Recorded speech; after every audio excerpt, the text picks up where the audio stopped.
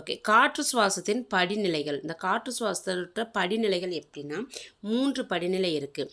ஒன்று glycolysis, Krebs சுழற்சி and electron கடத்து சங்கிலி அமைப்பு. ஓகேங்களா? ஸோ ஓகே, இந்த கிளைகாலிசிஸ் அப்படின்னா என்னென்னா குளுக்கோஸ்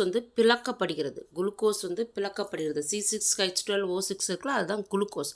ஸோ அது பிளவுக்கு உட்பட்டு அது எப்படின்னா ஒரு குளுக்கோஸ் ஒரு மூலக்கூறு, அது 6 கார்பன் சேர்ந்தது தான். C6 6 கார்பன் சேர்ந்தது தான் ஒரு குளுக்கோஸ்.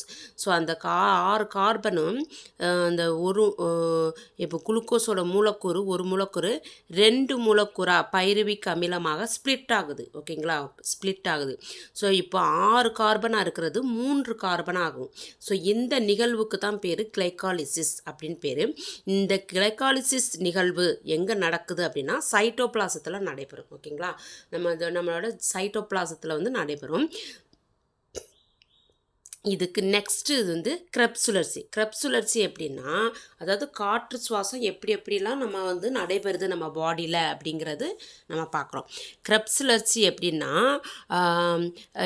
இந்த சுழற்சியை டிசிஏ சுழற்சி அப்படின்னு சொல்கிறோம். ட்ரை கார்பாக்சிலிக் அமில சுழற்சின்னு சொல்கிறோம். ஓகேங்களா? ஸோ இது எப்படின்னா கிளைகாலிசிஸோட முடிவில் 2 மூலக்கூறாக பைருவிக் அமிலம் ஆக்சிகரணம் அடைந்து CO2 ப்ளஸ் நீராகவும் மாறும். ஓகேங்களா? அதாவது இதில் ஒரு குளுக்கோஸ் மூலக்கூறு 2 பைருவிக் அமிலமாக கன்வெர்ட் ஆகிருக்கு. இதுதான் கிளைகாலிசிஸ். ஸோ அந்த கிளைகாலிசிஸோட முடிவில் 2 மூலக்கூறாக இருக்கிற பைருவிக் அமிலம் ஆக்சிகரணம் அடைந்து கார்பன் டை ஆக்சைடாகவும் நீராகவும் மாறுகிறது. ஓகேங்களா? ஓகே, இது எங்கே இந்த கிளைகாலிசிஸ்? இதுதான் கிளைகாலிசிஸ். 2 பைருவிக் அமிலம் ஆக்சிகரணம் அடைந்து CO2 நீராகவும் மாறுறது தான். ஸோ இது எங்கே நடக்குதுன்னா மைட்டோகாண்ட்ரியாவில் மேட்ரிக்ஸ் உட்கூழ்மத்தில் நடைபெறுது. மேட்ரிக்ஸுங்கிற உட்கூழ்மத்தில் நடைபெறுகிறது. ஓகேங்களா? ஸோ இதுதான் கிரெப்ஸ் சுழற்சி. கிரெப்ஸ் சுழற்சி ஒன்றுமே இல்லை, 2 மூலக்கூறு 2 மூலக்கூறு பைருவிக் அமிலம் ஆக்சிகரணம் அடைந்து CO2 ப்ளஸ் நீராக மாறுறது. ஓகே, இது அடுத்து நெக்ஸ்ட் ஸ்டெப்பு எலக்ட்ரான் கடத்து சங்கிலி அமைப்பு. எலக்ட்ரான் கடத்து சங்கிலி அமைப்பு அப்படின்னா இது ஆக்சிகரண பாஸ்பேட் சேர்ப்பு அப்படின்னு இன்னொரு பேர் இருக்குது.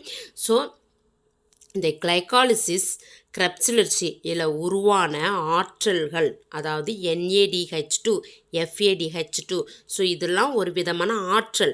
ஸோ இந்த ஆற்றல்கள் என்ன ஆக்சிகரணம் அடைந்து NAD ப்ளஸ் ஆகும் FAD ப்ளஸ் ஆகும் உருவாகும். ஓகேங்களா?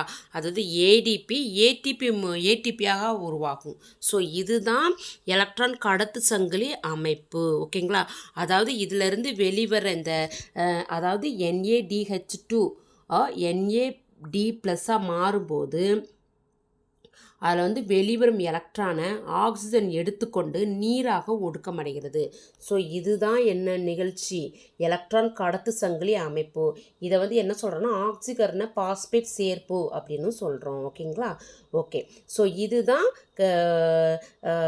இதுதான் அந்த 3 படிநிலைகள். காற்று சுவாசத்தோட 3 படிநிலை நம்ம இங்கே பார்க்கோம்ல. குளுக்கோஸ் ஆக்சிஜனோட சேர்ந்து என்ன பண்ணுது? வளிமண்டலத்தில் உள்ள ஆக்சிஜனை எடுத்து 6CO2 கார்பன் டை ஆக்சைடாகவும் நீராகவும் ப்ளஸ் ATP ஆகவும் ஆற்றலாகவும் மாற்றப்படுகிறது. ஸோ இது எந்தெந்த படிநிலையில் மாற்றப்படுகிறது? 3 படிநிலையில் மாற்றப்படுகிறது. கிளைகாலிசிஸ், கிரெப்ஸ் சுழற்சி, எலக்ட்ரான் கடத்து சங்கிலி அமைப்பாக மாற்றப்படுகிறது. ஸோ கிளைகாலிசிஸ் எதில் நடைபெறுதுன்னா சைட்டோபிளாஸில் நடைபெறும். ஸோ கிரெப்ஸ் சுழற்சி எதுனா மைட்டோகாண்ட்ரியாவோட உட்குழுமத்தில் நடைபெறுகிறது. எலக்ட்ரான் கடத்து சங்கிலி எதுலனா எலக்ட்ரான் கடத்து சங்கிலி மைட்டோகாண்ட்ரியாவின் உட்புறச்சவ்வில் நடைபெறுது. ஓகே, ஸோ இதுதான் காற்று சுவாசத்தின் 3 படிநிலைகள்.